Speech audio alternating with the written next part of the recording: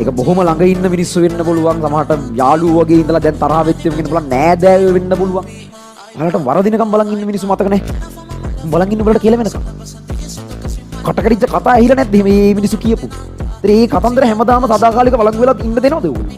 ඒකට උත්තරයක් දෙන්නේ නැහැ අනිත් පැත්තට. ඒවා මෙහෙමයි නේද කිව්වේ දැන් මොකද කියන්නේ කියන ඒ බැල්ම අහන්න එපා. බලන්න නිකන්. ඒ ඇති. ඒ මිනිස්සුන්ගේ ආයේ ප්‍රශ්න අහන්න ඕනේ වැඩේ කරලා ඉවරනවා. පොඩ්ඩක් බලලා hina වුණා මුන්ගේ ඔළුව ඇතුලේ අර ඔක්කොම වැඩ කරන පටන් නම්බර මම මුන්ට මෙහෙමයි අරකයි මේකයි කියලා.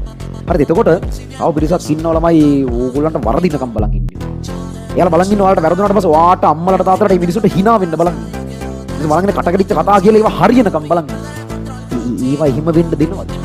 ඒවට අනිත් පැත්තට ප්‍රතිඋත්තරයක් දෙන්නේ නැද්ද?